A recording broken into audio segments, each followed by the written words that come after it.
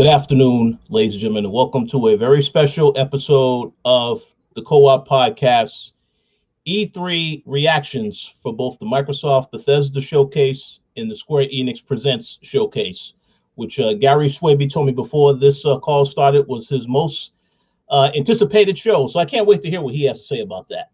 I'm your host, Richard Bailey Jr. Today I'm joined by Mr. Gary A. Swaby. How's it going, Gary? Yeah, it's going good. This was the day we've all been waiting for. I'll just keep my mouth shut for now. I don't want to, set a bad tone in the air or anything before, we really get into it. So, yeah, but I'm glad to be here with you fine people. Awesome. Glad to have you here. Also joined by Miss Dana Abercrombie. How's it going, Dana? Hello, everyone. I am excited to be here and excited for some parts of the show. Awesome. And we have two special guests, although they are alumni of Koalition, so you should know these individuals. We're joined by Mr. Fergus Mills. How's it going, Fergus? Oh man, I can't complain. Just it's a pleasure to be here on this fine Sunday with everyone. Hopefully we give you a good show. So we're definitely going to put in some work and let you know how we feel about these shows today. So. Absolutely. And we are also joined by the one and only Mr. Anthony Frasier. How's it going, Anthony? I'm chilling. I'm actually I'm dropping a gaming site soon, another one. So about to compete with y'all, yeah. So. No DJ Khaled, another one. No.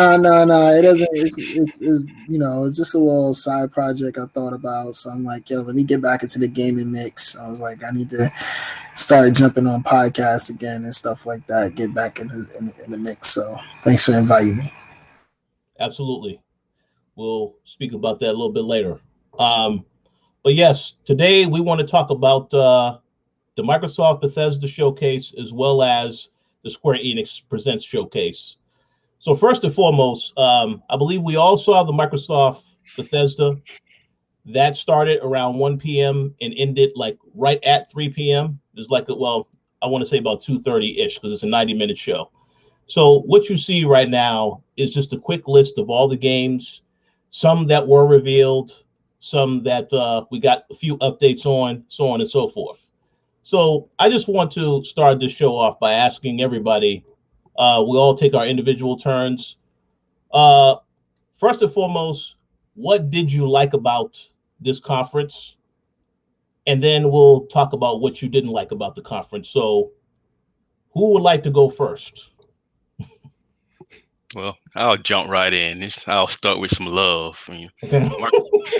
Microsoft is definitely putting it out there. They have a vision.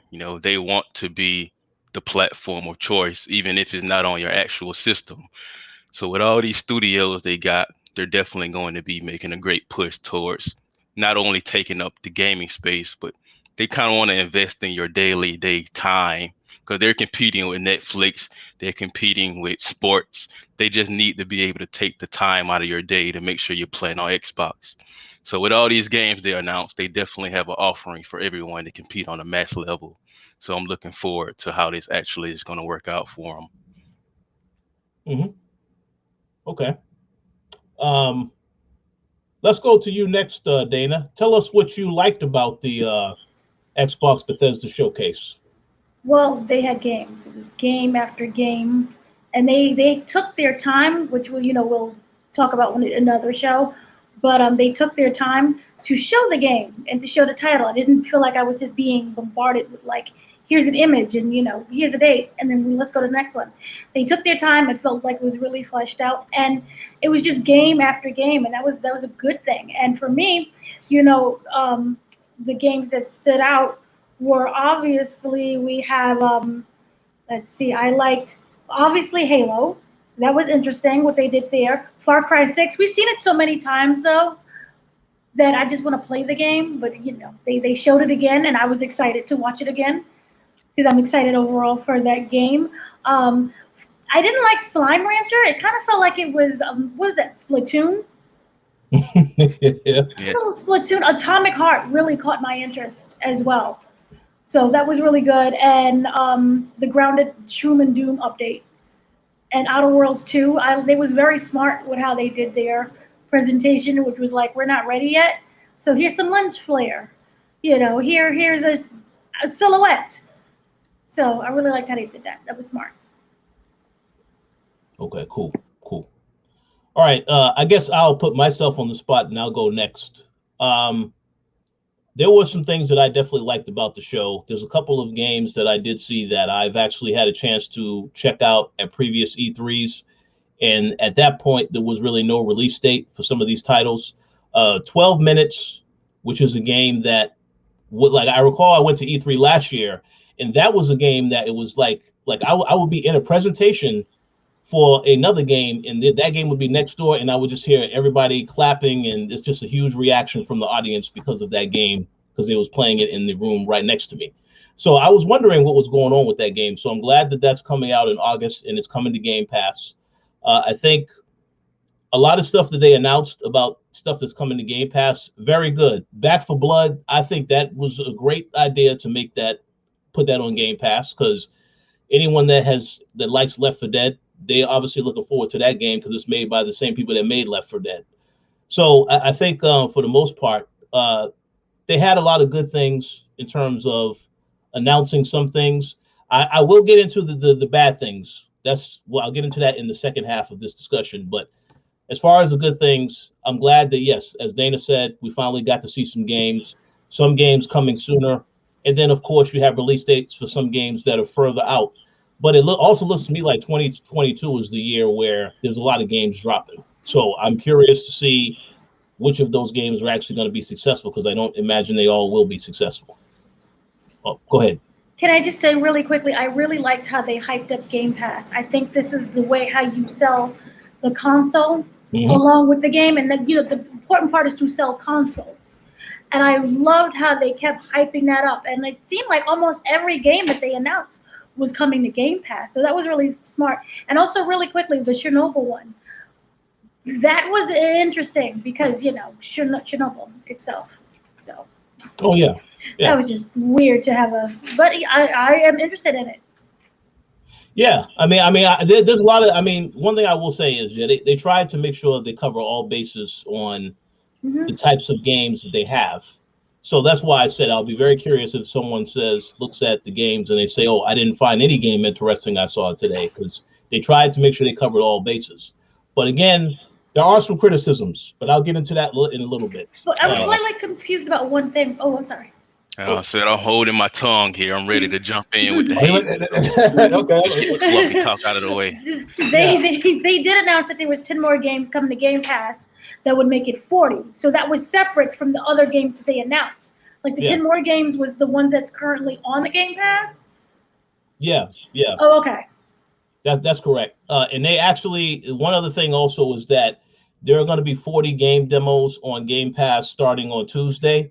They didn't really go into all of those games on the show, which I find interesting. But I assume that there'll probably be a blog up on the Xbox website, because there was a blog up earlier this week talking about, I think, about 4 of those games, but there's still a whole bunch of other games they need to talk about. And a lot of these games are games that, once again, people have been looking forward to playing for a while, made by indie devs.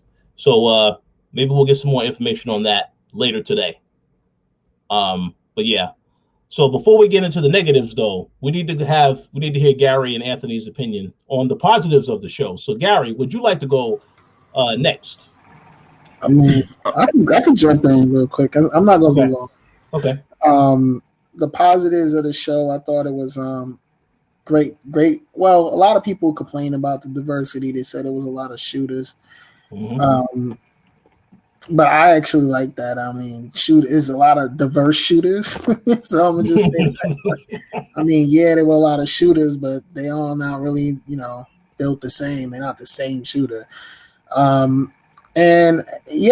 Just to jump on some of the other comments earlier, Game Pass is just the service to get. I just don't, even if you're a PlayStation gamer or Nintendo gamer, the fact that xCloud will soon be a tangible thing. It's a thing now, but it ain't tangible. I'm gonna be honest with you. Until they switch the blades over to the Series X blades for the cloud, it's not gonna be tangible until that happens. But once it becomes tangible, which is the very near future, it's really no complaints. I mean, if you don't play an Xbox game, it's pretty much your own principled stance at this point. It's not because you can't get access to it. Like, it doesn't cost $500 to get access to an Xbox exclusive anymore. So and the fact that they have so much more coming to the system, to the ecosystem rather.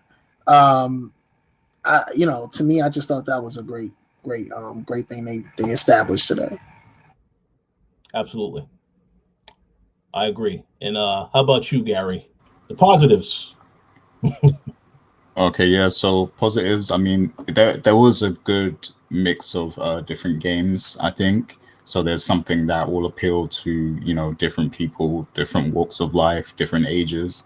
So I think that was a good thing. I like that they focus just on games, like nonstop, back to back to back. They've done that pretty consistently over the past few years at E3. So I gotta give them props, for that, because they know that that's what we're here for. We're here to see the games. As for Halo, I like that the multiplayer is free to play. So I'm guessing that's going to be available on PC too. So I'll probably jump on that just to see what that's like. And I hope that it is fully cross-play so that I can play with people on Xbox too, from PC. And that's pretty much it for likes. And I agree with Anthony. Game Pass is becoming a service you can't ignore if you do like to play different games. If you like to play a vast array of games, then that's the service to get, basically, because you get to try a bunch of blockbuster games. Especially with this Bethesda lineup they've got, there's a lot of stuff there for everyone. So you can't ignore Game Pass as a service at this point. And that's the ace in their back pocket right now. That's one of the best things they have going. So that's it for my likes. Sounds good. So, Gary, I'm going to put the spot on you. We talked about the positives. Now we need to address the negatives. And obviously, I'm pretty sure everybody has something to say. So, Gary, I'm going to go to you first because, you spoke about liking the service, so on and so forth, Game Pass, etc. So, what didn't you like about this 90-minute presentation? Okay, so the first thing I'll say is pretty much about Halo. This whole, I guess the story mode is in, it's in different, it's in different parts or something. So you get one part, another part comes later. I don't know if I like that model. And that's something we're seeing too much these days, where games launch without the full content. Just give us the whole campaign. And if you don't have it yet, then, we're willing to wait. We know that we're still early into the generation. So if you just, keep us updated on the game, let us know what's coming, what you guys are working on, just show us a little bit of what, to expect. I think that will hold a lot of people over, and it will get them excited enough to where they'll want to wait for the full experience.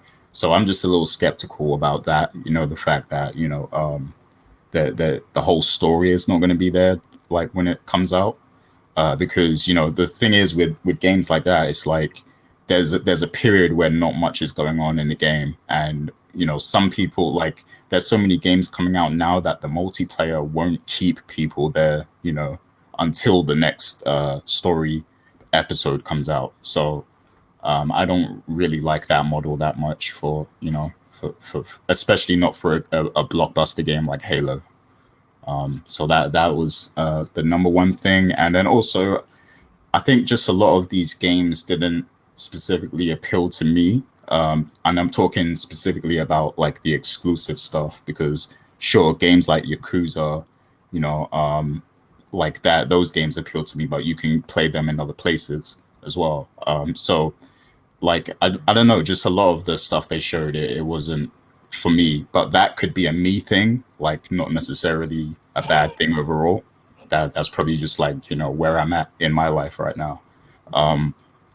And you know, I guess a lot of that also is what I said before with it being so early in the generation. But I just think they should have like at least teased some things that are a little far out, maybe shown a tech demo to show us what's going to be possible in the future. Just like because people have a real thirst for next gen tech right now. Like we want to see what is going to be normal in 2 to 3 years on these consoles. So I would have liked to have seen more of that, like, you know, more examples of what we're going to expect, you know, down the line and everything once they stop making games for, you know, Xbox One and PS4. Like I'm looking to see that stuff. But, you know, we didn't really get a lot of that. And another nitpick that I have is a lot of the Xbox games, like they have this claymation kind of style that I don't like. Like they all kind of look the same, like some of these claymation games. Well, hold on. Like, which game? Which games? Which game was it? Like there were a few like claymation type games. Like you talking about like Grounded and Sea of Thieves? Oh yeah, yeah. Okay. Like those kind of styles. Like it's like whenever I see a game like that, I'm just like, another one of these. Like, you know. But that's just like a personal nitpick. You know, I'm sure other people love that, but that's just me. But yeah, I mean, that's pretty much it. I think it's really more of a me thing and where I'm at. Like, just nothing here excited me. I was expecting more. But, you know, going back to what we were saying earlier, you know, the game here is content, like, and Microsoft has content, you know, to put on their service, and that is the number one thing. They are building like a, you know, the number one content base, you know, service in gaming right now, and that is the most important thing to remember. So not everything on there is going to appeal to you, but you have so much options once you get that subscription that, you know, it doesn't matter. It's like Netflix, you know, like you go on there's like hundreds of movies that you're not going to watch, but then there's a few that you are going to watch, and those few will pay for the service itself. So because, like, you know, that's what you're buying the service for, that entertainment, you know, and those few that you like is enough to make the service pay for itself. So that's what they're going for here. So absolutely. So I mean, at this point, I think anybody could jump in if you want to. Who wants to go next and talk about what they didn't like? For me, like you guys were saying pretty earlier, was, you know, there was a lot of shooters. There was a lot of repeat information that we already knew before, such as the Far Cry 6 thing, the Halo. We had that presentation yesterday. So I could have done with, you know, skipping some of the repetitive stuff. But I don't have as much criticism as everyone else seems to have. Uh-oh. I thought they did a pretty good job at explaining, you know, the games that they have. I thought, even though they are shooters, there were a variety of the shooters. The age range you know, it stretched out. You had something like, what was it? Like I said before, with that game that reminded me of the one with the paint that I can't seem to remember, Slime Rancher 2. Yeah, so, you know, you have something like that for the kids. You have the Elder Scrolls for, you know, people who are really into that. You have the Halo. So to me, and then you have the Forza. Then it was Redfall. But it just kind of did seem like some of the same game, but for just different ages, and to appeal to different of those people. But the ones that really seemed to stand out, it was a handful of them. Mm-hmm. You know, and then there was also a lot of, here's our expansion pack. Yep. Here's our DLC. So you had things like, you know, Among Us, they announced for Game Pass. I think you could have just put that up into like a blog and kept it moving. Yep. I didn't necessarily need to have that. Grounded, the Shrooms and Doom update, I don't need, that was cute, but you can easily just package it really nice together inside of whatever it was. So yeah, that was my only situation, my only problem. I really like one standout though. I know we're doing what we hate, but the Somerville seemed really good. Oh yeah, I saw. Yeah, that's like something that I wasn't expecting to see. Yeah. So, and also I know we're doing hate, but I do appreciate that they didn't say like this game is coming out in like 2024. They kept it, within the 2-year period. Mm-hmm. So to me, that was kind of nice that they did that, and also the Fallout situation, that could have been a video. Yeah. A blog somewhere. I agree. Yeah. Okay. Go ahead. I think I hated the fact that I don't know. I feel like I was saying before the show started that we didn't get a graphic showcase. Mm-hmm. Like we didn't get that big looker, or a variety of big lookers, rather. I'm not gonna say we didn't get it because Forza looked phenomenal. I'm not even gonna front. Mm-hmm. Like Forza looked phenomenal. Like, but you know what? What was so good about I know he's in hates too, but I gotta give him a compliment. They need more stuff like the way they presented Forza. Yep. Like, show me a trailer, but then give me like a good 2-3 minute deep dive real quick. Like, you ain't gotta show us every part of the game, but show us something, like get us excited. And I think that's what PlayStation does really well at with those state of plays where, they get people excited. They show some gameplay. It looks phenomenal. It looks great. They actually did that with Forza Horizon 5 today. I think that moving forward with most of their games. You know what I mean? Like, get us excited, man. Like, people are excited. I'm excited for Forza. I played Forza Horizon 4 and I was just like, nah, I'm good. I'm done with this. I'm playing Forza again. But then after I seen that, I'm like, you know what? I'm gonna give it a shot. Like, I'm gonna play again. Especially now that I got Game Pass. Oh yeah. So I don't even gotta pay for it. Here's another thing. So I know we's doing hate. So let me just throw this out there. Yeah, no, you're fine. Here's another thing, man. You know how much money you gonna save on Xbox? Let's just talk about the kill. Yeah, do you know how much money you gonna save? For PS5, honestly, it's actually very viable that you can own both consoles.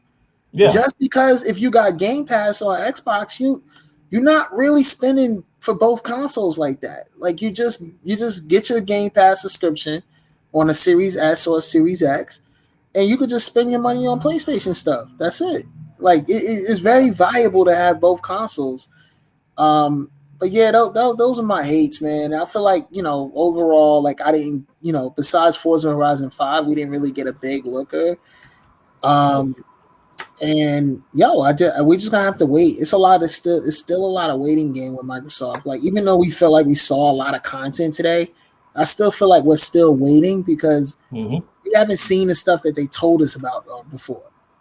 Yeah, you know what I'm saying? It'd be different if we just saw a whole bunch of new stuff we gotta wait for. But no, we still waiting for old stuff. Like he told us about last year. Like we still waiting for that. Where's Hellblade 2, man? Like, where's Fable, Val? Like, I know this stuff takes time, don't get me wrong, but so that was just something. And then the game at the end, I forgot, what was it called? Redfall. So Redfall looked pretty cool too. Like, if you're gonna show me some CGI, show me that. Like, you know what I'm saying? Like, that's CGI. Show me some shit like that. Don't show me that bullshit CGI y'all be showing me. Like, show me Redfall CGI from now on. That's it. Yeah, I just wanted to piggyback off of a point Anthony made, because I agree about the Forza thing. Like, that was a great demo they showed. And they showed the whole Mexico and everything. Like, that was great. And that reminds me of another critique I had. Like, there was a little trailer they played called Contraband, and I was like, what the heck even is this? Like, it went by so quick. I was like, what is this? Like, why should I even be excited for this? Like, well, I can answer that question. That is a game that's being made by Avalanche Studios, and I'm gonna just say this real quick because I can't wait to hear what Mills has to say. The issue that I have, one of the issues I have, since we're talking about this Avalanche thing, Microsoft didn't announce any studio acquisitions at all today. And I think that a lot of people was expecting that because there were rumors before the show they had at least acquired 2 or 3 more studios. And 2 of those studios was Avalanche and IO Interactive. That's what the rumor was. So when that didn't happen, that's a little disappointing. But I'm going to get into some of the other stuff I didn't like. But first, I want to hear what Mills has to say, because he says he has a lot to say. First of all, if anyone still playing Sea of Thieves, no. There's a lot of people playing There's a Sea of lot Thieves, of bro. people. There's a lot of people. I mean, Mills, I'm on board with you, bro. Trust me. I know. Trust me, I'm on Even board with get you, into but it. I'm very surprised at the amount of people who still play that game. Oh, hold on. You got muted, Mills. You got muted.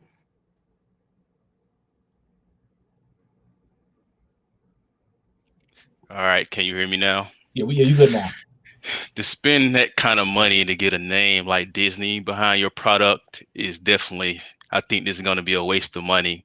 They shouldn't put any time and effort into paying Disney to get that Pirates of the Caribbean name in that game.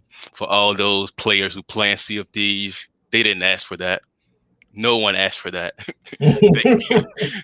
So that's a waste of resources. And I'm feeling that way a little bit about Bethesda just for this specific conference, that they spent all this money and then all of a sudden they took the time to show you like 10 to 15 minutes of Fallout 76. It's like, come on, what are you doing with this showcase time? You should be spending that.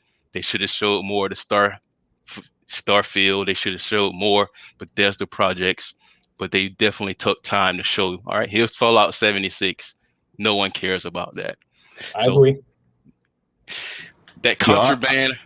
Go ahead, Gary. I have a serious question. Is Fallout 76 fixed? Because that game was broken. Like, yeah, they added more to it and made it. Now I guess they've turned things around as far as making it a better game. But that is because it's on Game Pass though, because Game Pass has helped get more attention to the game.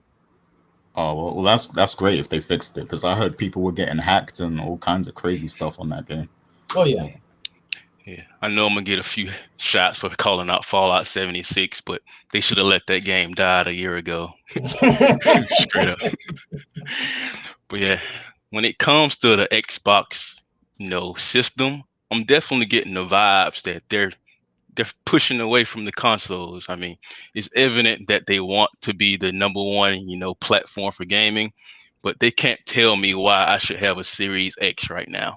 If I can get an Xbox Series S, if I can get an Xbox One, if I could get this thing on my actual Samsung TV, then I don't need a Series X.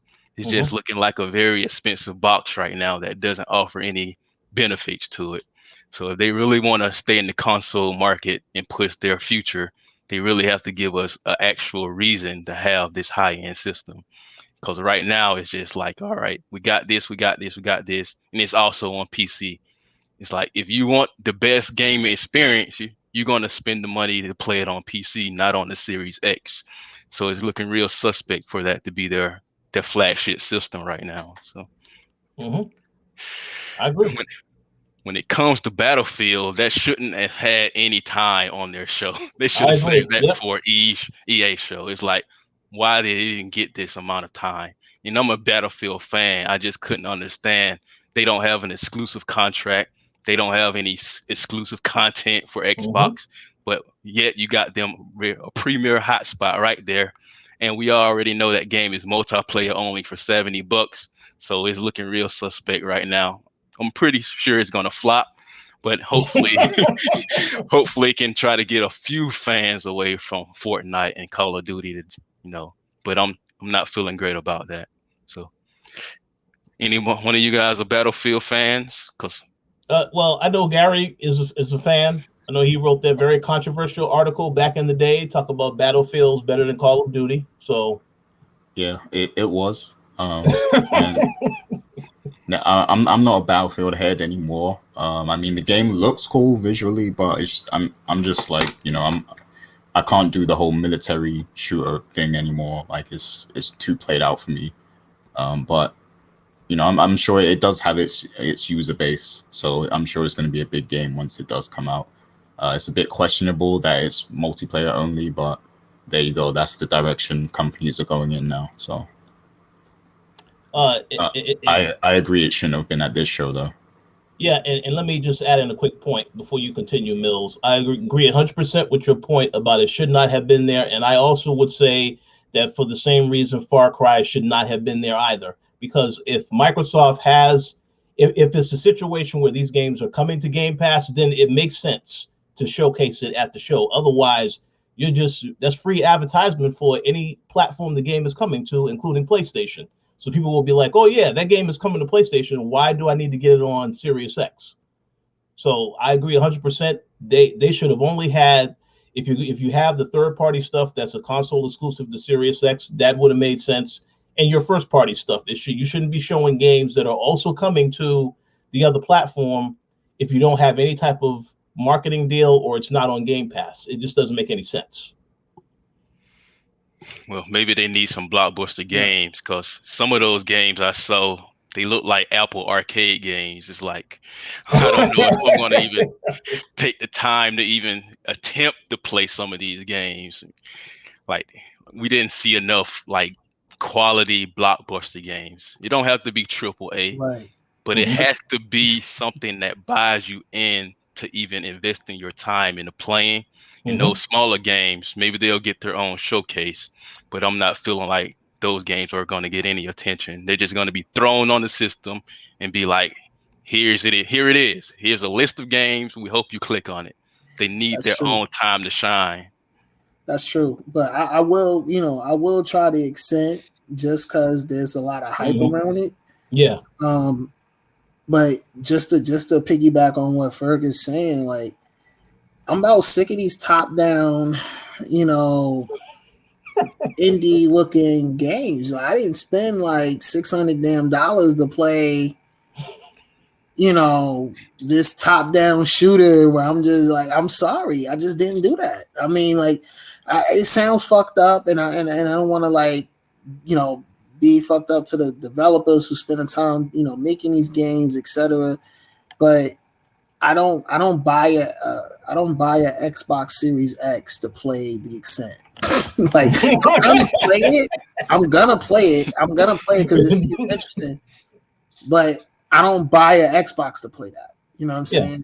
I don't do that. Like, that's just not what I bought this for. So, like I said, Forza did a good job of showing me that, but you need more than Forza. Like, you should have had more. Like, we about to go into year one about to be complete, and so year two, and I don't want to be that guy. Like, wait till next E3. Like, I'm sick of saying that, man. Like, been hearing that for 10 years. You've been hearing that. Even though it's more proof now, more tangible proof that yes, Xbox will have a better 2023.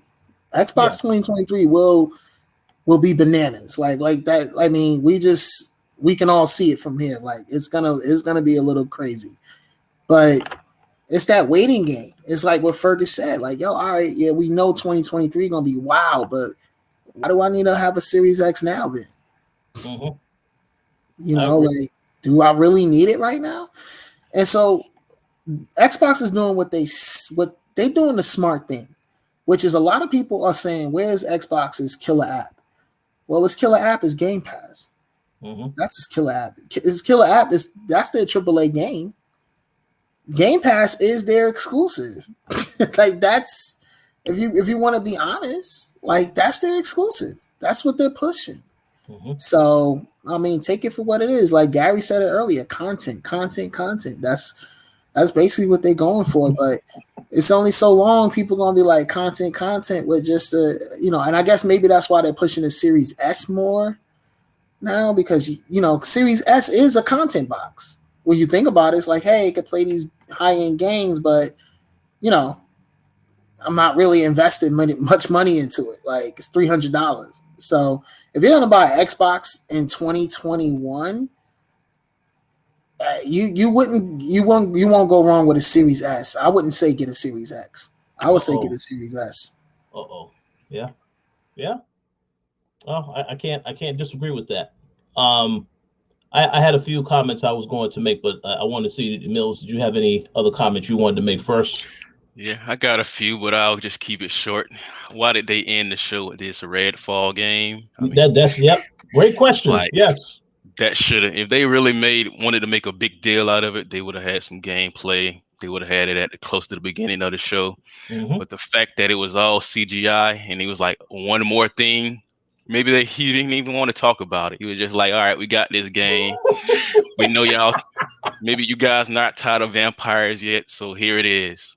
I started thinking about that other vampire multiplayer game from that other studio, the Masquerades one. I know they're real pissed off right now, just throwing stuff around the office, because to have two games like that competing that has a very similar multiplayer vampire aspect, you're only gonna really play one. So, and they both looking like flops right now. But we'll see when we actually get gameplay footage who comes out on top. So, I agree, 100%. All right. So let me just say a few quick things, and anybody could jump in and stop me. I want to go back to the point that both Anthony and Gary made about the Forza presentation. I think we all know from a business standpoint why they made that a focal point, because that is literally the only exclusive title they have coming this holiday. that's good. Like Halo Infinite, and this is the criticism that I had, because I spoke about this in the chat before we started recording. Why is it that Halo Infinite has a holiday 2021 window as the release, but yet Forza has November 9th is coming out, and then Starfield has a release date a year in advance, 11/11/22.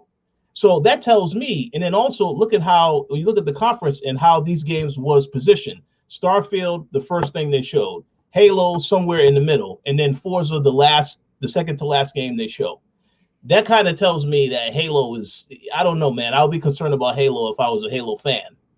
About because normally that's supposed to be one of your biggest titles that should start or close the show.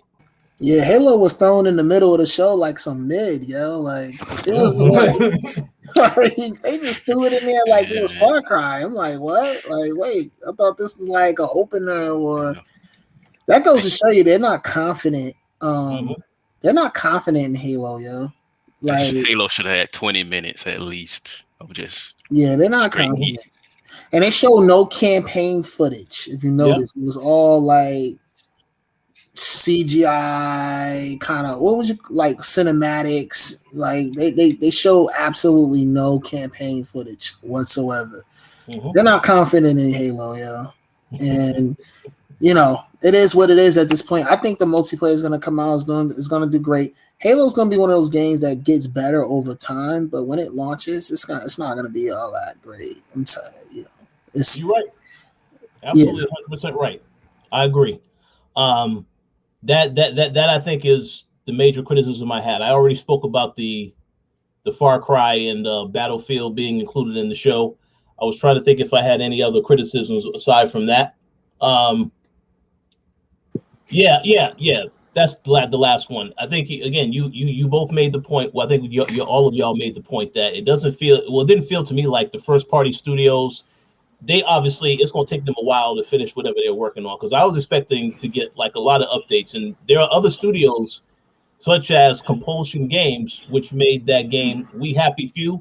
They weren't at the show last year, and they wasn't there this year. So I thought that you may even hear about games they're working on, but instead, no, we didn't get any updates on any of them. Undead Labs wasn't there either. Oh yeah, State of Decay. You're right, they wasn't there. So that's why I say it's a little. I understand. It's going to take them time to work on stuff, but it's the first party lineup. We already knew that was the biggest issue with Microsoft beforehand, and that is still like it's going to take a while before that issue gets resolved. But hopefully, we will get updates on Hellblade and all these other games before the year is over. I would hope. Yeah. I hope we get like I said, the state of play type feature for these games. That's what I'm looking for. But I'm gonna just say this: like Forza looks so good. Like this is the same team making Fable, yo. Wow. All I'm saying is like, yo, Fable gonna look crazy. Like Fable gonna look nuts, yo. Fable is gonna look nuts. That's all I'm gonna say, man. Like, I don't know. Like I feel like they need to be competitive amongst each other. The studios. I feel like Ninja Theory and Playground need to be competing with each other. Like, who gonna make the best Xbox exclusive? Because that's how we gonna get the best product as gamers. Is if they start like internally competing to make a better game amongst each other and really just getting that creative, competitive going. I think that's what's going to push them to their limits and then help us as gamers benefit the most because, I just feel like with the Bethesda acquisition now, maybe there's going to be a jolt of inspiration. Because I feel like before Bethesda, like Xbox had like their first party seemed very uninspired. So that's just when you look at PlayStation, you could tell there's a certain culture. You could tell what kind of culture a game developer has by the game that they're making, the quality of the game, like the graphic. You could tell like somebody, they went the extra mile, Like somebody sat in on their lunchtime to get this extra polish on his shoulder strap or whatever. Like you can tell when developers care about the game. You could just tell because we benefit, we see it. We feel it. We play it. We're like, this is a good game. So the culture is coming back to Microsoft, but it ain't there 100% yet. So. Yeah, I agree. Yeah, I really would have liked to, I know Avowed is probably, really far out, but I would have liked them to at least, show a little short sequence of the game or something, just to keep it fresh in our minds. And let us, remember that it's coming.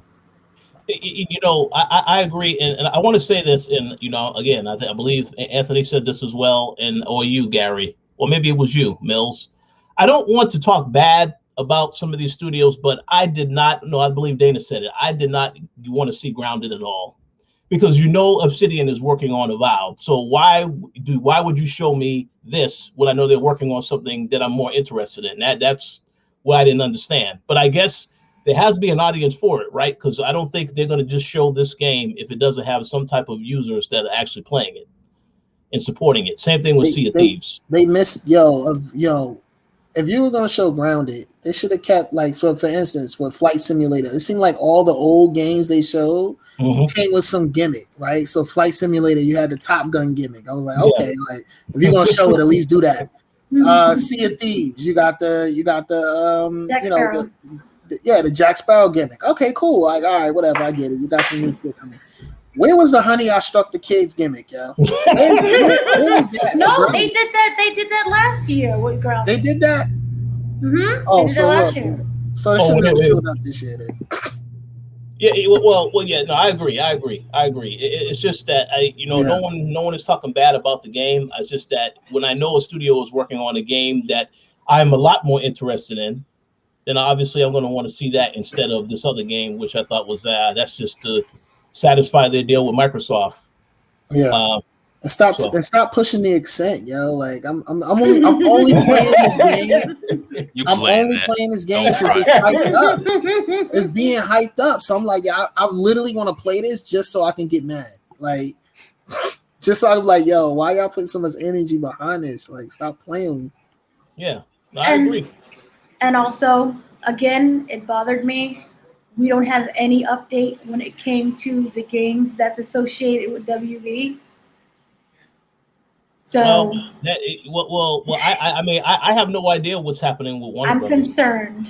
I don't know if I know that they were with Discovery now, but I just don't know why Microsoft wouldn't have tried to get one of them studios, one of those games. They might still be discussing it. The thing is, you can't, sometimes these announcements don't happen. Stuff like that just don't happen in a time frame it needed to happen in for a show like this. So, I think it's, I do think they're talking to people, but I just think those announcements are going to come, in the next few months and maybe on their own. You think about Bethesda. That came out of nowhere. That wasn't even leaked. Like, nobody even that wasn't even, it was rumored for years, but look how long it took though, for it to really come to fruition. So if there is an acquisition, like I think it's just gonna come out of left field, come out of nowhere, and get announced like on a Tuesday or a Thursday or something. Like it won't be like a big press, like something like an E3 kind of thing. I don't think it's gonna happen there. I agree. Not to digress too much, but can you imagine the state of Microsoft if they didn't buy Bethesda? What kind of conference would they have had if they didn't have buy Bethesda? What would the future of their company look like? They made a wise decision doing that, definitely. I agree. They made a wise decision, but I also agree with what you said earlier. I don't think they got a major return on investment in this particular show. Not yet. It's coming, hopefully. But one thing I did learn since you brought that up, and this is all the last thing I'm going to say about Bethesda, is that, yeah, they made a point to tell you Starfield, this is an exclusive. In that Redfall game, this is an exclusive. Those other games, Elder Scrolls, Doom, all that other stuff, I didn't hear anything about them saying anything about these are going to be exclusive to Xbox. So that question will remain, I guess, until I don't think they're going to be exclusive, man. Like those games that are already out on other systems, I think they're going to continue to support those games in their communities. I don't think they're going to abandon them. And I still think I stand by what I said on the prediction show. I think when we get the next Fallout, the next Elder Scrolls, I think those will be multi-platform. But the fact that they're on Game Pass day one, that negates, the game being available on PlayStation, because it's like, you're getting more value if you play it on Game Pass anyway. And then Microsoft still profits from any sale that PlayStation gets. So I think that those two titles, they would keep them exclusive, but everything else Bethesda makes, like all the new IPs and stuff, those will be exclusive. Yeah, that makes sense. I agree. So on that note, any other thoughts on Microsoft Bethesda before we move on to Square Enix? I just want to say Forza does look great. It does seem like it's going to be a blockbuster game. Definitely something worth playing. And when it comes to Halo, they didn't announce a date because Cyberpunk has showed us you don't want to announce any kind of date and release a game that's not ready. So just in case they got to push that thing back, that's why they put holiday 2021. That makes sense. That makes a lot of sense. Yes, because I'm pretty sure a lot of people had the exact same question after this show. What is up with the release date? So we'll see. I agree. But in that case, I guess it's time for us to move on to Gary's favorite showcase of the day, Square Enix. So Gary, I'm going to go to you first since you're the one that enjoyed this most. What did you like about this Square Enix Presents showcase? Not a whole lot, to be honest with you. But like, so the Guardians of the Galaxy thing, I think like I'm more interested in that than I was in the Avengers game. But it doesn't look that great. Like it looks like like Edward V said it perfectly. Like because we had a chat discussion with Edward V earlier, and he said what did he say? It was like a B-rated superhero game, basically. Yeah. And there's nothing wrong with that. Like everything doesn't have to be like AAA, superhero game. Like you can have like a B-rated, superhero game experience, and it be somewhat fun. It doesn't need to be Arkham Asylum or Spider-Man or whatever. And this game just looks like dumb fun, basically. Like pick it up, play. And it's just dumb fun. And that is kind of how Guardians of the Galaxy is designed, like, as a story in the Marvel universe. Like it's just dumb fun in space, pretty much. So that's why I find that game more appealing than the Avengers one.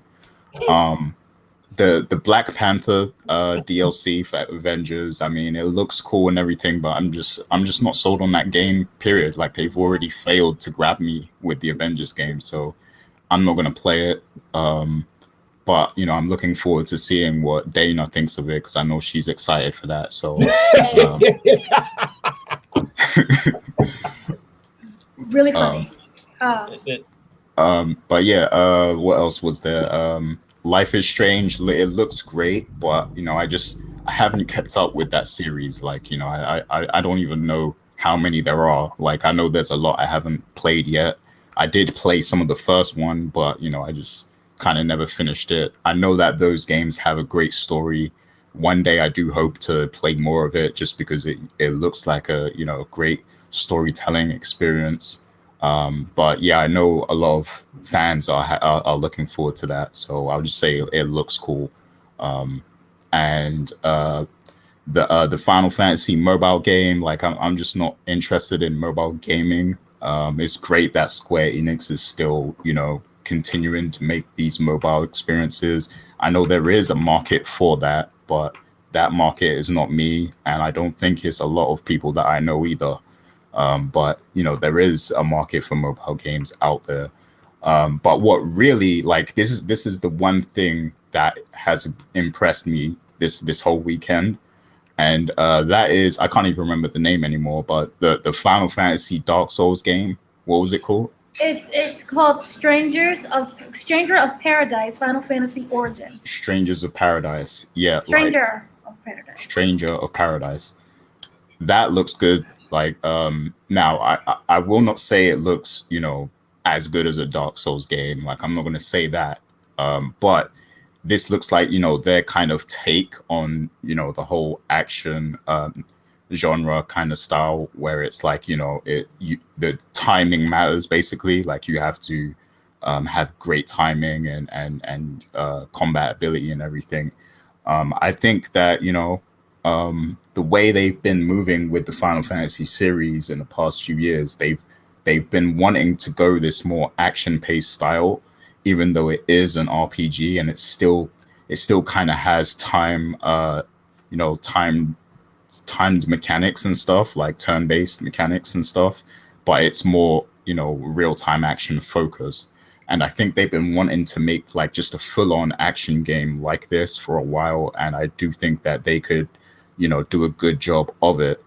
I think that they shouldn't take themselves so as seriously, though, like as Dark Souls. Like, this game looks like they could do it in sort of like a Devil May Cry style, where it's a little sarcastic as well. Like, it's not full on serious. Like, there's some color to it. There's some nuance to it. Whereas Dark Souls is like just hardcore, graphic and everything like that. I think if they get the tone right in this game, and they don't make it take itself seriously, I think this could be like a really fun game to play. So I'm looking forward to like seeing more of that, because I really love the combat in the most recent Final Fantasy game, like the remake and everything. And even in 15, it was somewhat good. It's just like the camera was a little messed up. But I think that Square Enix can make a great Final Fantasy action game. So I'm looking forward to this. And I was somewhat impressed with that trailer, and I'm glad that it's coming out this year as well. It said 2021, right? 2022. Oh, it said 2022. Oh, yeah. Well, but it's coming soon enough, I guess. So I'm looking forward to it. Well, I will say this: if you have a PlayStation 5, the demo is out right now, because I just got an email about that. So right now, wow. Okay, so. Yeah. So anyone who plays that, like, please let me know what you think of it. Let me know how it feels to play. I'll let you know as soon as I'm able to play it. Yeah, but let me give my quick thoughts. Then I'll go to Dana and Fergus. I do want to respond to what you said about the Guardians of the Galaxy. I'll say this: the idea of playing the game and having to make choices as Star-Lord, I think that's cool, but I honestly think that Telltale's version of the Guardians of the Galaxy a way better game, because you got to play as all of the characters, and you had to make decisions as those characters at some point in the storyline. So I'm a little disappointed that you're only playing as Star-Lord for the entirety of the game, and I also think that this game looks like it could have been DLC for Avengers. It looks extremely rough around the edges. It's coming out in October also, but I was not impressed with that. The Black Panther Wakanda, man, I don't know, man. Avengers is very boring, man. You know, Rich. You just let me say it for you. Okay, go ahead. Avengers should be canceled. All its future DLC plan should be scrapped. Yes. The game Yep. is done. And I will say this: rest in peace. I know if Mr. Boseman was alive today, he would not want to be associated with anything Black Panther, especially with how they're going to handle this. It's just like my whole issue with the Avengers game also is that when you watch those Marvel movies for all of the 10 years and you see the actors and actresses playing the characters, you kind of get associated to think, well, I like this actor or actress and how they play the character. The likeness just fits. So when I see now Square Enix making their own spin on the characters, they don't look quite as good. And by the way, Drax in their Guardians of the Galaxy game looks completely horrible. That is a horrible character design. Yes. That's not even the issue. The issue is you can have a whole different set of people and designs for the game. The issue is it looks like garbage juice. It looks like it's in the first stages. It looks like, one of those mommy and me art projects. That's what it's going to sell like too. Yeah, and it's coming in October. So, but you can't tell me like y'all saw the gameplay. It looked kind of rough how the characters moving around. I'm like, this is not polished. This needs a lot more work. But it's coming out in October. So I don't know. I know I said this is going to be the positive section, but there's some negative stuff that was said. The last point that I will make before I go to you, Dana, and Mills is in regards to some of the announcements that Square Enix made. I am interested in the Final Fantasy Devil May Cry stuff as well. So I will try that out just to see what it's like. But I think it's very interesting that there was no mention of Final Fantasy 16. They did say it's coming later. There was no update on that. And that game is coming out next year.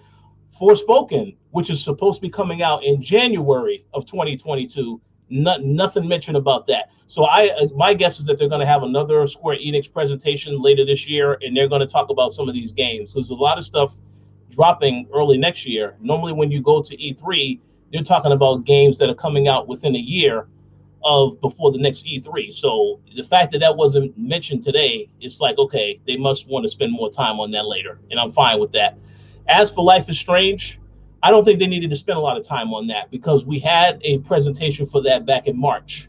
So I didn't understand why they spent so much more time. I understand you want to highlight it a little bit more for those to remind them it's coming out in September, but I wouldn't have spent more than 5 minutes on that. But that's it. That's all I had to add. So, Dana, you want to go next? Okay, so look. Yesterday we did the whole prediction show, or the day before yesterday, and we said all the Guardians of the Galaxy, and everyone was kind of like dead inside when they said this. It was like, oh, okay, whatever. And that is because Marvel Avengers came, and we was like, yay, and then when we actually saw it, we was like, nay, right? And so for me, I feel that because Avengers is so awful, anything that just says Marvel after it for a video game is going to be butt juice. It's just horrible. And then when we actually see it, it looks like it's terrible. It looks like it's rough. The design looks terrible. Star-Lord looks like Jake Paul. It's just not working at all. And then when you dive in deeper and you're like, oh, okay, so then what is the story at least? The story is like they come together like their first year together as Guardians of the Galaxy, and the whole thing is to run around making money with different quick rich schemes. That does not sound interesting to me at all. Maybe it's just me. I'm not 3, but whatever. Then they said that they spent time, this has been something that's been in the making for a long time. They just now started, putting it out there. And for that to be your long time of development, it looks like garbage juice. Like I just said, it looks really terrible. And they said that the design was inspired by the 80s. It looks nothing like something that was inspired by the 80s. And they also said they immersed themselves in the comic book and in all of the movies. It looks nothing like the movies and it looks nothing like the comic books. It just, again, looks like something that you threw together when you're like 10 years old and you want to go and draw Star-Lord. So the game itself does not have any kind of inspiration or whatsoever to me, and I'm just like, it looks terrible. Then you move on to the whole, what was it, Marvel's Avengers War for Wakanda expansion, where the trailer looks okay, but I'm not trusting the trailer because we've seen the game, and the game is terrible.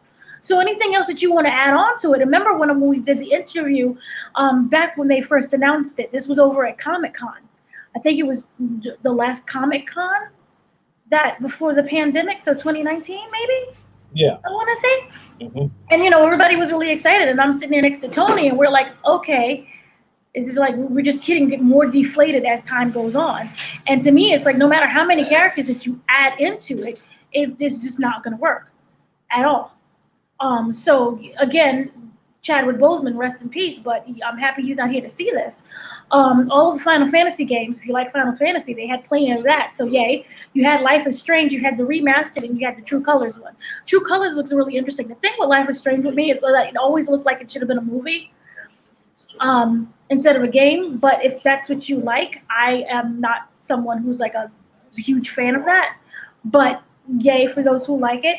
Forspoken, I really wish that they would have kind of spoken more about before, but they didn't do that. So it's just kind of weird for me. And also the Final Fantasy Origin, that caught my eye. I was like, oh, what was that? But overall, I would have to say that aside from like Babylon Fall, which was okay, the show was boring. Like, unless you're a Final Fantasy fan or you're like 3 years old and you're like, yay, Marvel, it was just boring. I really wish they would have shown like something of Final Fantasy 16, to be honest, because I know they got the Final Fantasy remake, the 7 remake DLC and everything, but like I'm also excited for 16, but it's like a lot of focus is being given to the 7 remake right now. And my thing is, I know that we're not going to get part 2 for maybe like 3 to 4 years or something. So there's more of a chance that we might see 16, within that time. So I want to know more about that game and the direction they're taking with that. So I'm disappointed that they didn't really, show more of that today. Yeah, I agree. Well, you'll find out more about it in 2022 when it's releasing, supposedly. Yeah, you hope so. Yeah. All right, Mills. This Square Enix conference, I mean, honestly, I don't think we really had any great expectations for them, so I'm not disappointed. It's just when it comes to this Avengers game, they did a very wise decision of not mentioning Spider-Man DLC. We already know the servers are going to be shut down before they put that DLC out. So let's just pretend that they never announced it in the first place. Spider-Man is not coming to the Avengers. Just put that in your brain right now. When it comes to that Stranger or Paradise game, the first thing I thought was they had to put the Final Fantasy tag on it to draw interest to it. Yep. The game looks unique enough, but I don't know if it's appealing if they didn't put that tag on it specifically. Even if it doesn't have anything to do with Final Fantasy, they put it on there just to get your interest. So I'm willing to give it a try, but I'm not feeling too great about it just yet. But I don't think it's a flop, so that's a success for it. Babylon's Fall, on the other hand, I love Platinum games. I'll put that on the record right now. They got Near Automata, they got classics. They got the other game, Astral Chain, classic. When I saw this game, I thought this is Elden Ring on low PC settings. That's what I thought. I was like, where are they going with this? We don't want a live action service game. We want the next Nier series. Yes. So I'm very disappointed that they've decided to go that route. So even with that being said, I'm still going to try this game just because of their track record, but I'm not going to buy it. I don't know. I might rent it or somebody share play it with me on the PlayStation, but I'm not paying 60, 70 bucks for this game just yet. Yeah. When it comes to Guardians of the Galaxy, enough is being said. They released this 3 years ago. it probably would have been a hit when the movies were coming out. Mm-hmm. But right 10 now, years ago. 10 years. yeah, 10 years ago, has it been that It looked like long? it came out. It looked like something out of 10 years ago. PlayStation 2 game. The game is gonna flop. I mean, I think this could potentially be the worst fiscal year that Square Enix has in a long time. I don't see how they're gonna make money as a company releasing games like this. Honestly, that Life is Strange better do some game busting numbers because I don't think they're gonna make money on any other game for the next fiscal year. That's strong words. Gary, do you agree with that statement? My bad, I missed that. What do you say? I said I don't think Square Enix is gonna make any money for the next fiscal year. I think they're gonna lose some money releasing games like Guardians of the Galaxy. It's gonna take away the money they would have made from Life is Strange. Yeah, I could see that. Like, I don't think they'll have the greatest fiscal year for sure. I think they're making a lot of bad decisions lately. I think the remake was one of the only like great things they did in recent times. So yeah, I think they definitely need to turn up a little bit and rethink some things for the future. And the Avengers game was a huge flop, and I would like to know like who even approved that game. Like, the decisions they made creatively is just like it's just all wrong. Yeah. It's all about timing. I mean, they saw the Avengers movies out there getting all these numbers. All right, let's make an Avengers game. But they made a bad game. So at the end of the day, this Life is Strange is for certain people, but those are quality games. If you really like those narrative click-based games, they're pretty great. So I was glad to see they expounded on her powers a little more, like her ability to properly take away other people's empathy and their emotions. I think that's going to add another gameplay aspect instead of her just reading the emotions. So I think they can go a lot of ways with that. But overall, I'm just feeling like Square Enix is going to have a rough time. So they better put out the remake, the part 2 real quick so they can make some money. Yeah, I just want to jump in real quick and just say, like, I know y'all probably did y'all talk Final Fantasy yet? Yeah. We're at the very end of that. Go ahead, continue. You can. Yeah, I just wanted to say, like, I don't know what kind of deal Sony gave them or what kind of bribery Sony has on them. Like, maybe Sony got something on the Square Enix president or something. Like, I don't know. I feel like Square Enix is like how Trump, had something on some of the politicians where like Lindsey Graham will always kind of like, no matter what, be on his side. I don't know. Like, I don't know what's going on with the exclusivity. Is it really the Japanese loyalty? Like, I'm beyond that now. Like, I'm beyond, like, ain't no such thing as loyalty when it comes to money. So there's something else there. I just don't know what it is. I don't know what it is. So I don't know. I mean, the game isn't going to be exclusive forever. It's coming to Xbox eventually, I think. Eventually, when is that? Like, when is, like 2025. What does that even mean anymore? Like, eventually it's coming. It's not exclusive, but we just gonna keep pushing the goal line. I feel like we could get an announcement this year for the remake coming to Xbox, because I think it was like a 12-month exclusivity. So maybe after the the DLC settles and everything, maybe there'll be an announcement down the line that is coming to Xbox. Another thing to mention, which is it could be relevant to this, but I think it's already been revealed that Sony is actively making people sign deals that prevent them from even doing Game Pass. Oh, really? Deals. Uh-oh. Yeah, like you can't even like get on Game Pass for some of these games, and I just think that's just business. Wow. That's good business. Yeah, I was gonna say like that's good counter business, because they don't have a service to compete with Game Pass. So if they want exclusive, like good exclusives or good third party exclusives, then that makes sense to do that contractually. I just think it's crazy, because to me, like, would you rather Like, if I'm Sony, I would rather Far Cry be on Game Pass than for Far Cry to be timed exclusive. Yeah. You know what I'm saying? If I'm Ubisoft, I would gladly take a check from Microsoft just to put it on Game Pass than rather it be timed exclusive. Like, I just feel like let Microsoft buy their Game Pass. Like, who cares? Like, at least they're not making it exclusive, but this is why they go buy publishers now. This, you know what I mean? Like, cause y'all keep doing that. Like, it's like, yo, I ain't got no choice but to go buy the publisher now. So wasn't there the MLB thing? Was on Game Pass, right?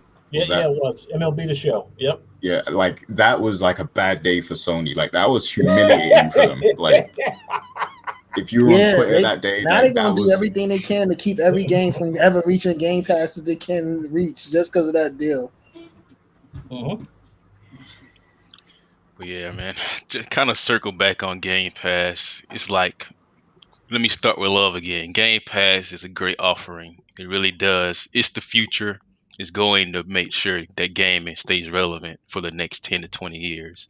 Mm-hmm. But when you put certain games on Game Pass, it almost puts a stink on it. It's like the quality, the perception of it goes down. It's like, all right, we got these games here, but we don't feel like they're big blockbuster games. It's like we're just throwing a whole bunch of stuff on Game Pass just because we need to get the numbers up. So when you put these big AAA titles on Game Pass, I almost feel like it takes away from the prestige of the game, where they're not going to be selling because Game Pass isn't about sales, where it just becomes just another game on the Game Pass. It's not going to stand out. It's not going to draw in new people. It's just going to be just another game.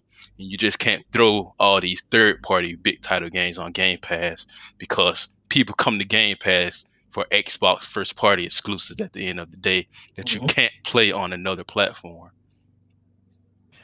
I'm gonna agree with that. I'm gonna agree with that slightly. I think you're right. You know, the only way I would disagree with that is if it just has to be a third party game that just can't, like, you, that has a reputation already kind of baked in. Like if Battlefield was like, yo, Game Pass day one, I don't think that would do anything to Battlefield's reputation or do anything to the game itself. That does more to help Game Pass than it does to help Battlefield. So it had to be a game with a reputation that helps Game Pass rather than vice versa, where it wouldn't affect it. But I do agree to, you know, that stigma is going to be there.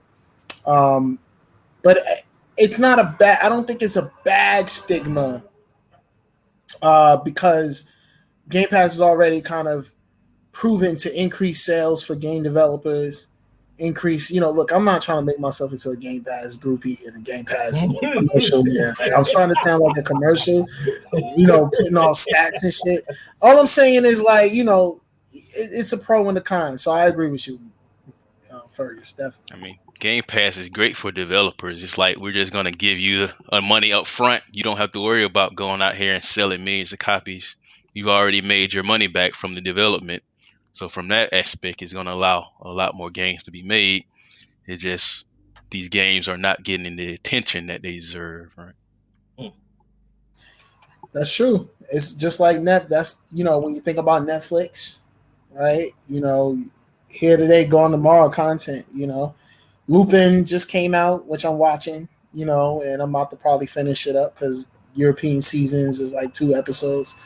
But once I'm done with that, you know, hey, it's over. You know what I mean? Like, I think Game Pass could dangerously, you know, do that for certain games. But is what it is. Yeah, I do think it's important to have an economy outside of Game Pass because it does devalue games. Like, that's a fact. But it's great. It's a great business model like that. You can't deny that. Like, it's a really good business model for Microsoft to have, just like Netflix was, you know, when it first came out. But yeah, I do think it, you know, if you have too many, like, you know, big games on there, like, it devalues everything kind of thing, you know. So it's very important for there to be some competition outside of Game Pass, I think, to kind of, you know, keep that value stable of gaming. So yeah, it's just what it is. I mean, yeah, we think $15 isn't a lot of money, but when you start adding up every single subscription that you're paying for these other services outside, because gaming is just one aspect. Like I mentioned before, it's all about the time and how you're going to spend your day. You're going to really sit down and you're going to evaluate your budget and be like, all right, you know what? I don't need Game Pass. I spend all my time playing these mobile games, or I spend all my time on HBO Max. I'm not. They got to convince you that you want to spend your time gaming on Game Pass. So Yeah. And eventually it will get to, like, for a lot of people, it will probably get to the point where they're paying for Game Pass and not even playing the games because there's just so much that, you know, it's like you can't figure out what to play, or you get stuck on one thing for a long time, and then the you know, the subscription value kind of depreciates a bit because it's like you're just playing one game anyway, you know. So it's a good problem to have. I mean, since it's Microsoft, they got money to blow from other divisions, so it's not going to go by the wayside. They can keep working at it until they succeed. So yeah. Yeah, I mean, I have faith in Microsoft. I think, you know, this Game Pass is going to define this generation for sure. But like, that's just a fact. So, but like Anthony said, it has its pros and cons. Yo. Well, Yeah. with that being said, I don't think I've have anything more good to say about Square Enix. They put out some trash. They put out some, I'll be right back. but I like All right, Life Rich. is Strange. So hey, I look forward to that one game, but definitely Square Enix is looking real suspect in the light. So in Council Avengers, I'll say that one more time. Just put it out of its misery. Ouch. Sheesh, y'all are cold. I know. All right, so I think everyone gave their take on Square Enix. Unless there was anything more you had to say, Anthony. I know you said you didn't catch it all, but was there anything else that you wanted to say about Square Enix specifically?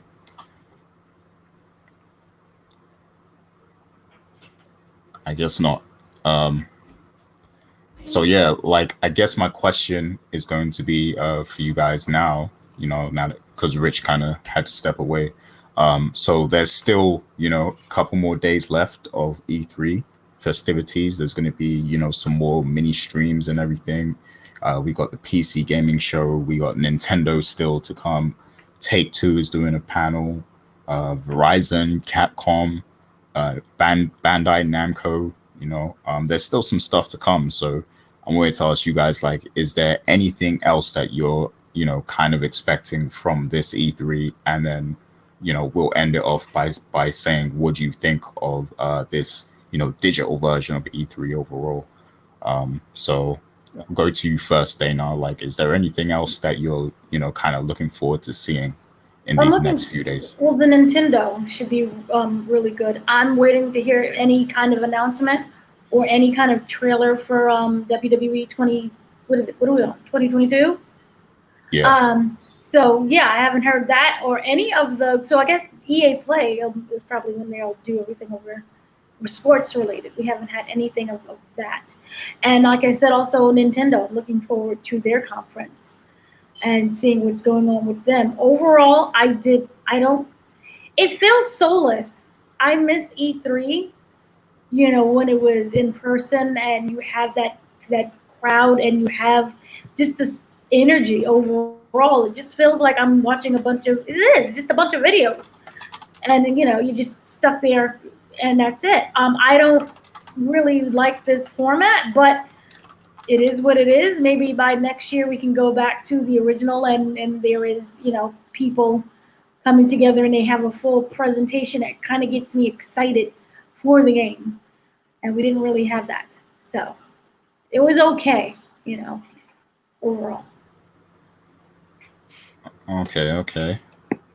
And how about you, you know, Mills? Is there anything else you're looking forward to seeing in these coming days of E3? And then also just, you know, let us know what you think of this year's digital E3 overall.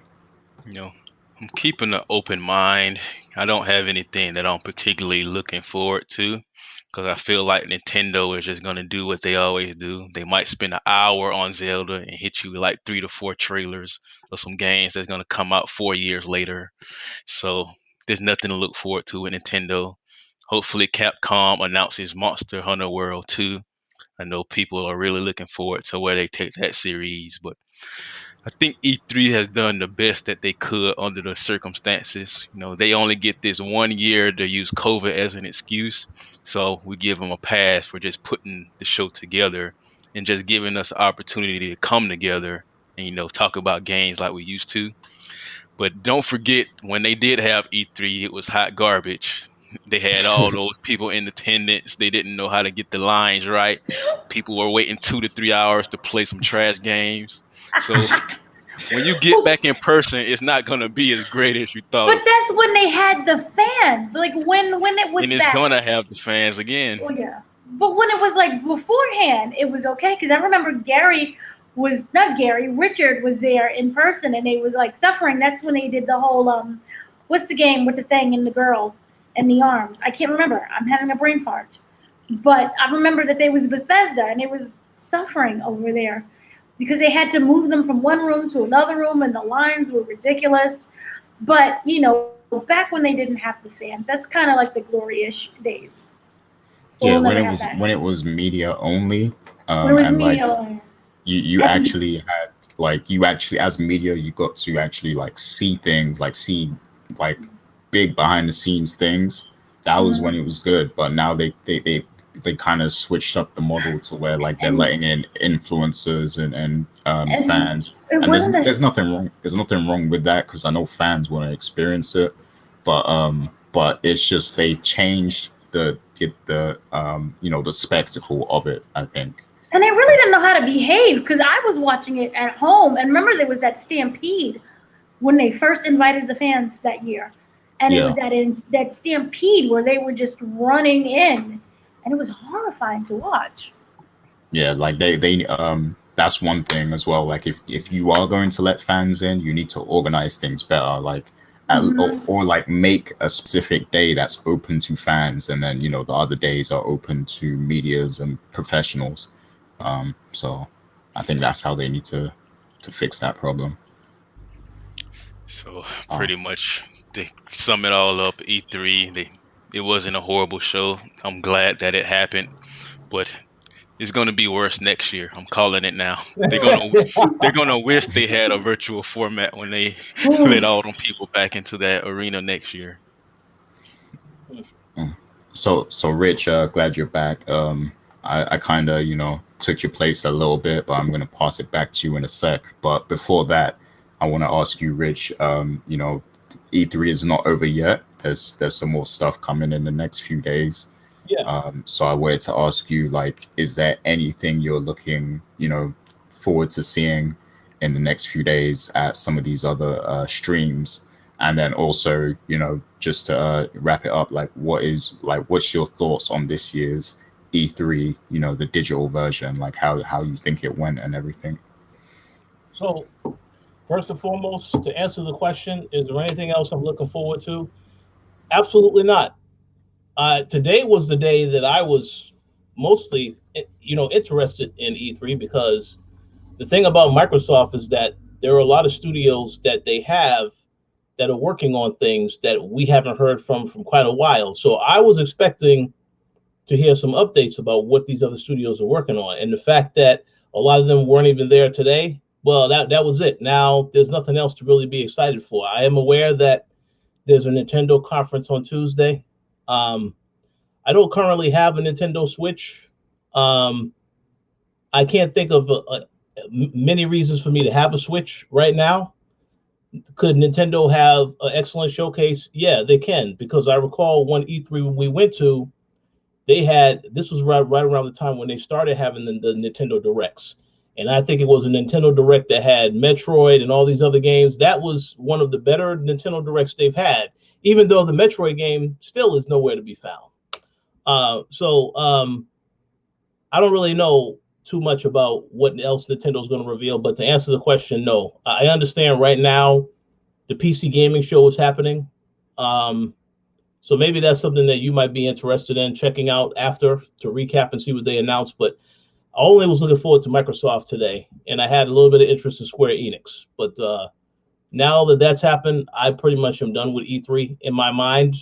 There may be some stuff that gets announced in the next 2 days that I might be interested in, but as far as the live streams, I there's nothing else that I'm very interested in terms of what else to look forward to. To answer the other question about what did I think of the experience this year, I think that E3, well, first and foremost, it definitely was cheaper for us to experience E3 this year, so that was good. Everybody's at home and watching the streams and stuff like that, which is good. But to answer the question of what do I think about E3 in terms of how it was this year, you could tell it was a down year, because the thing is that we already knew all that happened last year with the pandemic. It feels that there were a lot of companies that either they started to recover from that, but then all the work they were doing, they had to stop because, they may have been on a lockdown. So it kind of feels like you knew coming into this show, any of these shows, yes, E3 is back, but you wasn't going to see a ton of content because a lot of these games probably got pushed further out because of the pandemic. So I think next year is going to be a far better showcase from a lot of these studios, because then, as things start to get back to some form of normal, some restrictions have been lifted. I think you'll start to see more people continuing to work on these games. Obviously, for the companies in which they work remotely, they're still doing a lot of that. But I think for the most part, this year, it was going to be a down year because of everything that happened last year and how much time people missed working on stuff, et cetera, et cetera. So I think it was okay. Yeah, the stream was good because I was looking forward to seeing the stream. So they got me somewhat interested and excited to see it. But I definitely think it's going to be a long time before quite honestly, we may not ever get back to E3 being how it was for us, because I recall the first time we went to E3, it was a great experience. The experience has completely changed now. Even before the pandemic, it changed when they decided to add fans to it, and then they take away a lot of the things that we thought were great opportunities to have in terms of being able to go and play a game for the very first time. Now you go to E3, you're sitting in a presentation watching the devs play, you're not playing the game. So it's a different experience now. So we'll see what happens with E3 long term. But in terms of how the shows were this year, it was entertainment, so I don't have a problem with that. But it was not an excellent E3. Absolutely not. It was okay. Tell me how you really feel. And I gotta jump back in on Nintendo. Something just sparked where I just remembered Bayonetta 3 and Metroid. If they don't announce anything about them games coming out, I promise you, I'm getting on all Nintendo fanboys Reddit and I'm trolling them. I'm gonna make their life a living hell for the next week, and I'm gonna sell my Nintendo Switch. So I might give it to you, Rich. So we'll see how that goes. Because I'm done with Nintendo if I can't get any Bayonetta or Metroid news. I know I could have swore the Bayonetta definitely should be getting. Like, I thought that game was supposed to come out this year or next year. Metroid is the one you probably will not get that announcement for quite a while. I need something. They gotta acknowledge that it exists. They can't just give me an image of a game coming out and don't talk about it for years. But you know what you can look forward to is an obscure character that nobody wants being added to Smash Brothers. So you can look forward to that. Because I know our very good friend Ricky has been complaining about the characters they choose to have for the Smash Brothers. They're going to announce another couple characters, I would assume, on Tuesday. So we'll see how that goes. Ricky, the guy who cheats. What do you say? As in Ricky, the guy who cheats in Smash, is complaining about Smash. Oh yeah. That's the irony. That's the irony of it. Nintendo is cheating him now. So. They'll put one of those party animal characters. They'll put that in Smash. Do a collaboration. I don't understand why that game was even in the Xbox showcase. I don't know what that's all about. That's for Yeah. the children. You see the range. yeah. Man, I don't know, man. I don't know about Children that are game, man. playing Fortnite.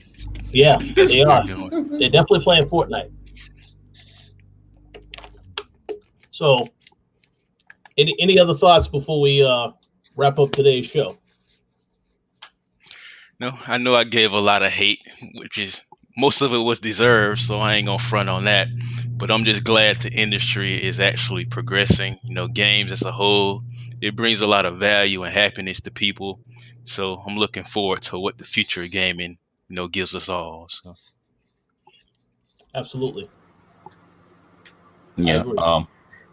And I want to say that although the Summer Games Fest stream we saw a few days ago wasn't all that, I do think it's smart what Jeff Keighley is doing, to where like he basically makes like a whole season of gaming kind of events, because there's more to come, right? Like for the Summer Games Fest, like Yeah. isn't it gonna spread out until like August and stuff like that?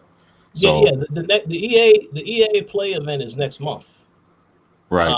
And there's some other stuff that's going to be happening, but I have to look at the schedule again.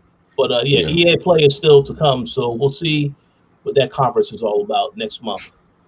Yeah, I think that whole model that he created with the Summer Games Fest is smart, because like it's a chain of events. So it's like if you're a gamer, this is like a whole season of just announcements to look forward to. So I think that's great.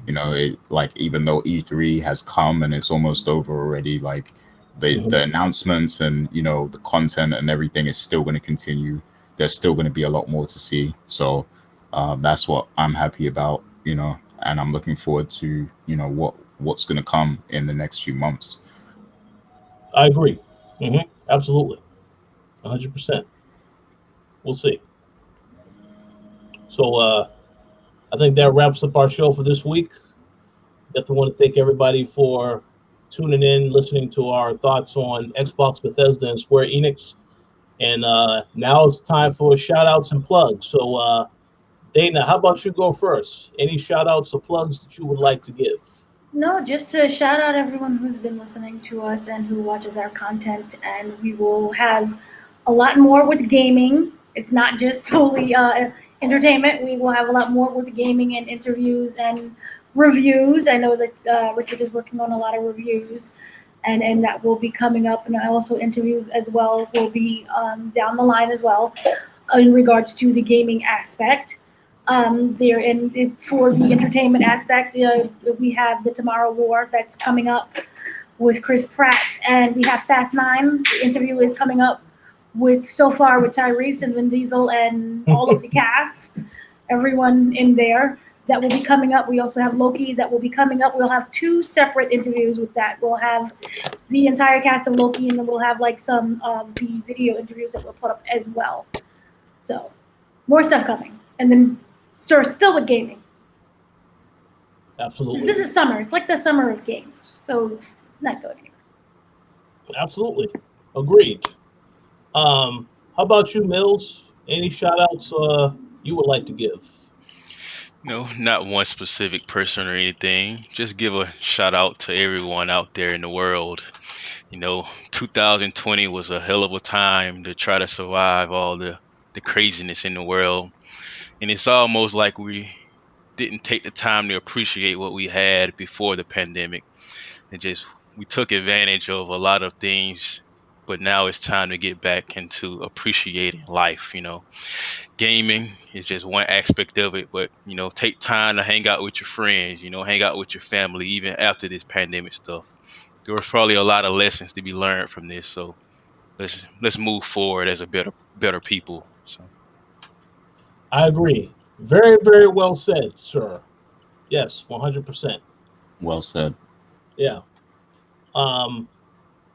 As for any shout outs that I would give, I would also say looking forward to what else happens this year. As Mills already said, it was a very rough year last year, so glad that we are slowly making progress, and I hope that everybody does come out of this a lot stronger. They have a lot more positive things going for themselves in anything that they decide to pursue in life. So, and again, we thank you all for your continued support, checking out the content. We have a lot of things coming, as Dana mentioned, so stay tuned. And as you already know, our very own Gary Swaby, his favorite show is returning very soon. So expect to hear him talk more about 50 Cent soon on YouTube. So yeah, for sure. But yeah, thank you for checking out the show. And Gary, the floor is now yours for shout outs. Yeah, so the show he was talking about was Raising Canaan, and that's coming out. What is it, July 18th? So yeah, we'll be covering that show every week. So can't wait for that. And we have interviews. Yeah, we have interviews too, and that's who I wanted to give a big shout out to Dana, because she's doing a lot of like great stuff on the site. Like she's interviewing celebrities and all these different people from these TV shows, which is great. Bringing a lot of like new energy to the channel and everything. And yeah, I want to shout out the whole Koalition team for just keeping everything going, because this is a very special media brand that we have here. So I'm just happy that we have a solid team that's able to keep it moving and keep the the content going every day. So big shouts to the whole team, the Throwdown crew and everything. I want to give a big shout out and special thanks to Fergus Mills and Anthony Frasier for joining us today. Koalition alumni, we built this site together and everything. So it's always a pleasure to have you guys back as well. And I just want to say thank you to all of the people who continue to listen and continue to support us, on with what we do with this Koalition brand. So thanks to everyone. Absolutely. And also a big thank you to Mr. Richard Bailey Jr. as well. Like he's like the glue that holds everything together. So well, no, I'm just a regular person enjoying He's the talking gorilla about stuff. Oh no, not gorilla glue. Oh, that would be. Don't put it in your hair, but he's the gorilla glue. yeah. Don't put it in your hair. That would be bad. That'd be very bad. But yeah, always have a great time talking about stuff. Glad to know that there are people that enjoy our conversations, and we look forward to talking to you all again very soon. So enjoy, have a great rest of E3, and we might be back with some more E3 talk soon. So stay tuned. All right. Peace.